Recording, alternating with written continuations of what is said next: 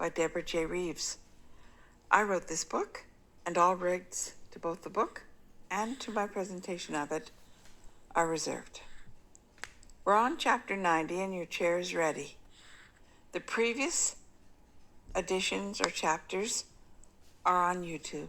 If you wish to catch up with the story, they should still mostly be there. It was built like a Lego block by block, so you might find that worthwhile. Anyway, here we go with chapter 90. We hope you'll sit and enjoy, remembering that the chair is too small for your burdens. You have to leave those outside the door. This is designed to be a place of rest, relaxation, and safety. So here we go, chapter 90, the news. Aki ran from the room and he returned with a dusty bottle of champagne. I will put this in the freezer and we'll have a proper toast with dessert, he crowed.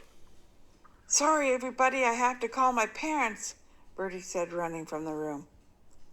But we're starving, yelled Marie as she began to giggle. Bertie returned to the table a few minutes later, and it was set with food. Before he sat down, he went and he said to Marie, "Thank you." She looked at him quizzically. If it wasn't for you, I would be like all the other guys on my team, and I would have put all my hope in a hockey career.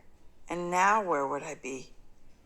I only studied to make you and Mama and Papa proud. Oh, they're so happy, Marie. You should have been on that call. Mama actually cried. Papa was all choked up. It felt really, really good to hear them so happy. They kept saying that they never doubted it, but I was never so sure. It's a dream come true. And to get Philippe for a roommate, well, that's icing on the cake. You did this, Bertie, not me. You've made good choices that will lead to a good life. I'm so proud of you. I get to say my brother, the engineer, she said, and then she hugged him. Could we eat now? I really am starving, and I don't have as much fat to keep me going, she joked. The conversation around the table was jovial. Aki asked Philippe if he had ever been to Montreal, and he said he hadn't, but that September was not so far away. In fact, I'm already saving up for the warmest coat I can find, he joked. Aki nodded, and he asked Joseph where he was going this autumn, and he told him that he got his acceptance letter from his first choice, the Sorbonne. I'm going to study finance, he said. Finance? Questioned Michaud. I thought you were in love with physics. I am, but I can learn all about that on my own. I do not want to teach, and in order to do experimental research as a prof, I would have to teach. So I thought I would put that mathematical ability into something practical. I'm going into finance. Didn't you and Mr. Gagnon and Herr Bosk graduate from there? He asked Aki, who nodded in the affirmative. Yep, good school, he replied. And you, Nicole? I chose the Sorbonne for humanities, she reported, and I got my letter this week. I asked my parents to call me if it came. They were happy. Next, Aki asked Michaud where he would be going in the fall. I got my acceptance to PSL for chemistry earlier this week, he reported. Suzette crowed, I did too, for pre-med, and Bianca added, me too. All heads swiveled to look at Marie. Josette put her hands to her face and she said, Oh, Marie, the maid told me not to forget to tell you that there was a letter on your bedside table. She said it was important, and I did forget. Marie jumped up and ran for her room with Bertie and Philippe hot on her heels. She spied it as she burst through the door.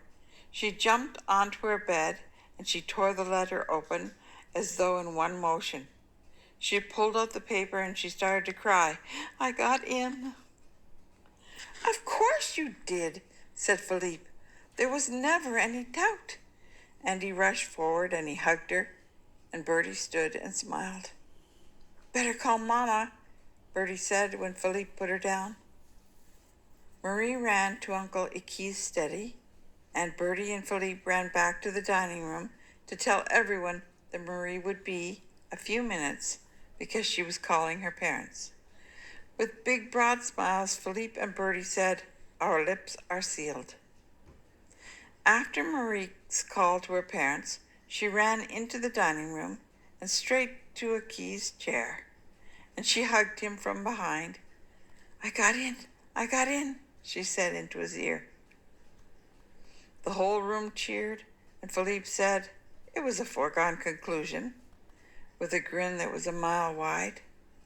Marie ran to hug Bertie, and then she hugged him again, saying, "Mama told me to hug you for them." That's the end of chapter 90. We're just delighted that you were here. We sure hope you'll come back and keep our chair warm again. We'll keep it ready for you. The next chapter is chapter 91, This Beautiful World. I remain your friend Deborah.